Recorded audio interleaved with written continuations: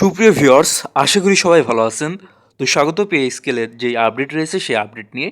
এবং আজকে এই ভিডিওতে আপনারা জানতে পারবেন যে বর্তমানে যে নবম পে স্কেলের যে সকল সুযোগ সুবিধা পাবেন সরকারি কর্মচারীরা, সে বিষয়ক যে আপডেট রয়েছে সেই আপডেট এই ভিডিওর মাধ্যমে বিস্তারিত জানতে পারবেন। তো চ্যানেলে যদি নতুন হয়ে থাকেন তাহলে অবশ্যই চ্যানেলটি সাবস্ক্রাইব করে রাখবেন। পরবর্তীতে কিন্তু এই চ্যানেলের মাধ্যমে আপনারা নবম পে স্কেল রিলেটেড যে আপডেট রয়েছে সেই আপডেটগুলো কিন্তু আপনারা এই চ্যানেলের মাধ্যমে পেয়ে যাবেন। তো সেক্ষেত্রে অবশ্যই চ্যানেলটা সাবস্ক্রাইব করে রাখবেন এবং ভিডিওটা শুরু থেকে শেষ পর্যন্ত দেখতে থাকবেন, কারণ এই ভিডিওর মাধ্যমে আপনারা সুযোগ সুবিধা সম্বন্ধে জানতে পারবেন এবং জানুয়ারিতেই এই বিষয়ক যে আপডেট রয়েছে জানুয়ারি মাসে সেই আপডেটও এই ভিডিওর মাধ্যমে পেয়ে যাবেন। তো অবশ্যই ভিডিওটা শুরু থেকে শেষ পর্যন্ত মনোযোগ সহকারে দেখতে থাকুন এবং চ্যানেলে নতুন হয়ে থাকলে চ্যানেলটিকে সাবস্ক্রাইব করে রাখুন। তো বর্তমানে সরকারি কর্মচারীদের জন্য কিন্তু নতুন নবম জাতীয় পে স্কেল গঠনের উদ্যোগ নিয়েছে অন্তর্বর্তীকালীন সরকার, এবং চলতি বছরের মেয়াদে কিন্তু গ্যাজেট আকারে নতুন পে স্কেল প্রকাশ করবে এবং তা কার্যকর করার পরিকল্পনাও তাদের রয়েছে। সব কিছু যদি ঠিকঠাক থাকলে, অর্থাৎ 2026 সালের শুরুতেই সরকারি চাকরিজীবীরা নতুন বেতন কাঠামো সুবিধা ভোগ করতে পারবে। অর্থাৎ এই জানুয়ারি মাসে কিন্তু এই বিষয়ক আপডেট রয়েছে। পরবর্তীতে যে সকল আপডেট রয়েছে সেই আপডেটগুলো আপনারা এই চ্যানেলের মাধ্যমে পেয়ে যাবেন। তো অবশ্যই চ্যানেলটা সাবস্ক্রাইব করে রাখুন এবং ভিডিওতে একটা লাইক দিয়ে রাখেন। বর্তমানে অর্থমন্ত্রী অর্থাৎ অর্থ মন্ত্রণালয়ের যেই প্রধান উপদেষ্টা রয়েছেন, তিনি জানান যে নতুন কাঠামোয় শুধু বেতন নয় বরং পাশাপাশি চিকিৎসা, শিক্ষা, পদোন্নতি সহ বিভিন্ন ভাতায় যুগান্তকারী পরিবর্তন আসছে। এরই মধ্যে জাতীয় পে স্কেল গঠন করা হয়েছে, যা আগামী ডিসেম্বরের মধ্যে সরকারের কাছে চূড়ান্ত সুপারিশ জমা দেবে। অর্থাৎ বর্তমানে যে ডিসেম্বর মাসে এই বিষয়ে চূড়ান্ত সুপারিশ কিন্তু তারা জমা দিয়েছে।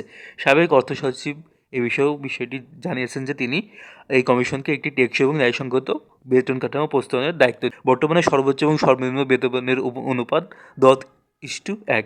নতুন কাঠামোতেও কিন্তু এই অনুপাত থাকবে, অর্থাৎ 8:1 থেকে 10:1 মধ্যেই থাকবে বলে জানা গেছে। প্রতিবেশী দেশগুলোর বেতন কাঠামোতেও কিন্তু অনুরূপ অনুপাত প্রচলিত রয়েছে।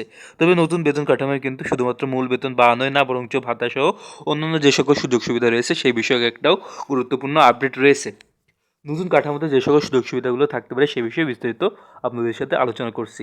বেতন বৃদ্ধি হবে, হ্যাঁ, এটাই তো মূল বিষয়। নতুন পে স্কেলের মাধ্যমে সরকারি চাকরিজীবীদের বেতন কাঠামোতে একটা পরিবর্তন আসবে এবং তারা উল্লেখযোগ্যভাবে বেশি বেতন পাবেন। বিশেষ করে বিশ্ববিদ্যালয়ের শিক্ষক, চিকিৎসক, প্রকৌশলী, বিজ্ঞানী এবং যে সকল গবেষক রয়েছেন তাদের জন্য নতুন বেতন কাঠামোয় বিশেষ প্রণোদনা ভাতা দেওয়ার ব্যবস্থা থাকবে। কমিশনের মধ্যে এ সকল খাতে তরুণদের আগ্রহ কমে যাওয়ার কারণে উদ্বোধন ব্যয়িত হচ্ছে। ফলে মেধাবীদের আকৃষ্ট করতে তারা এই সকল পদক্ষেপ নিবে।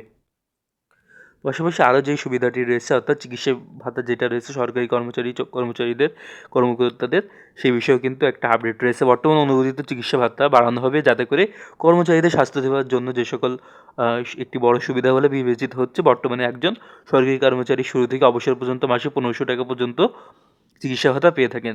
কমিশন এই ভাতা বাড়ানোর পাশাপাশি অবসরপ্রাপ্ত সময়ের জন্য বাড়তি সুবিধা রাখার পরিকল্পনা করছে। দেখুন, তাদের যে সন্তানদের শিক্ষা ভাতা বৃদ্ধি, সন্তানদের শিক্ষা ভাতা বাড়ানোর সুপারিশ থাকবে। এর ফলে যে সকল সরকারি কর্মচারী রয়েছেন তাদের পরিবারের শিক্ষা ব্যয় বহনে সহায়তা পাবে। পাশাপাশি ন্যায়সঙ্গত অনুপাত কিন্তু নির্ধারণ করা হবে, অর্থাৎ সর্বোচ্চ এবং সর্বনিম্ন বেতনের অনুপাত ন্যায়সঙ্গত রাখার উদ্যোগ তারা নিয়েছে। নতুন এই বেতন কাঠামো নবম পে স্কেলে 8:1 বা 1:10 অনুপাত কার্যকর হলে বৈষম্য কিছুটা কমবে বলে আশা করা যাচ্ছে নবম পে স্কেলের আপডেটে। পরিষ্কার, প্রত্যাশা এবং সুসংগঠিত কাঠামো গঠন করা হবে, অর্থাৎ একটি সুসংগঠিত পে স্কেল কর্মীদের জন্য সুস্পষ্ট প্রত্যাশা তৈরি করবে এবং এর ফলে বেতন ভাতা এবং অন্যান্য যে সকল সুবিধা রয়েছে সেই সুবিধা বিষয়ক একটা স্বচ্ছতার ধারণা। নতুন পে স্কেল বাস্তবায়নের জন্য কিন্তু গত 30 সেপ্টেম্বর অর্থ মন্ত্রণালয়ের সাংবাদিকদের সঙ্গে আলাপকালে অর্থ উপদেষ্টা সালাউদ্দিন আহমেদ জানিয়েছিলেন যে নতুন বেতন কাঠামো অন্তর্বর্তীকালীন সরকারের মেয়াদেই তারা গেজেট আকারে প্রকাশ করবে। আগামী বছরে, অর্থাৎ এই 2026 সালেই কিন্তু আপনারা এই বিষয়ে আপডেট পেয়ে যাবেন এবং কবে কার্যকর করা হবে যে সকল আপডেট রয়েছে সেই আপডেটগুলো এই চ্যানেলের মাধ্যমে পেয়ে যাবেন। তো অবশ্যই চ্যানেলটা এখনও সাবস্ক্রাইব করে থাকলে চ্যানেলটি সাবস্ক্রাইব করে রাখবেন। তো সর্বোপরি নতুন যে নবম পে স্কেল রয়েছে এর মাধ্যমে শুধুমাত্র যে বেতন তা নয়, বরং চিকিৎসা, শিক্ষা ভাতা এবং অন্যান্য পদোন্নতিরও সুযোগ থাকবে, যা একটা যুগান্তকারী পরিবর্তন আসবে, যা সরকারি কর্মচারী কর্মকর্তাদের, চাকরিজীবীদের আর্থিক নিরাপত্তা ও জীবনমান উন্নয়নে গুরুত্বপূর্ণ ভূমিকা রাখবে। তো সেই হিসেবে নিম্ন গ্রেডের কর্মচারীরা মনে করেন যে নতুন কাঠামোয় সর্বনিম্ন বেতন, অর্থাৎ বেতন বাড়ানোর দাবি জানাচ্ছেন তারা। নিচের গ্রেডে যে সকল কর্মচারী রয়েছেন তাদের মধ্যে বর্তমান বাজার দরে নিত্য প্রয়োজনীয় দ্রব্য সামগ্রীর দামের কারণে তারা 10:1 অনুপাতে অনেক বৈষম্য তৈরি করছে বলে মনে করছেন। যদিও অনুপাত 8:1 করা যায় তবে বৈষম্য কিছুটা কমবে। তারা বলছেন যে সর্বনিম্ন বেতনের গ্রেড, অর্থাৎ গ্রেডের বেতন অন্তত 16 থেকে 20 হাজার টাকা বেসিক ধরা উচিত। তো এই ছিল আজকের আপডেট। এই ভিডিওর মধ্যে আপনার বর্তমানে নবম পে স্কেল রিলেটেড যে আপডেট রয়েছে, পে স্কেল বাস্তবায়ন রিলেটেড যে তথ্য রয়েছে সেগুলো সম্বন্ধে জানতে পারলেন। ভিডিওটি ভালো লেগে থাকলে ভিডিওতে লাইক দিয়ে রাখবেন এবং চ্যানেলটি নতুন হয়ে থাকলে চ্যানেলে সাবস্ক্রাইব করে রাখবেন এবং আপনার মন্তব্য অবশ্যই কমেন্ট করে জানাবেন যে নবম পে স্কেল নিয়ে আপনার কী মতামত রয়েছে, এবং অবশ্যই ভিডিওতে লাইক দিয়ে চ্যানেলটা সাবস্ক্রাইব করে রাখবেন, কারণ পরবর্তীতে কিন্তু নবম পে স্কেল রিলেটেড যে সকল আপডেট রয়েছে, সরকারি বেতন ভাতা রিলেটেড, সরকারি কর্মচারী কর্মকর্তাদের যে সকল নিউজ আপডেট রয়েছে সেই আপডেটগুলো আপনারা এই চ্যানেলের মাধ্যমেই পেয়ে যাবেন। তো অবশ্যই চ্যানেলটা সাবস্ক্রাইব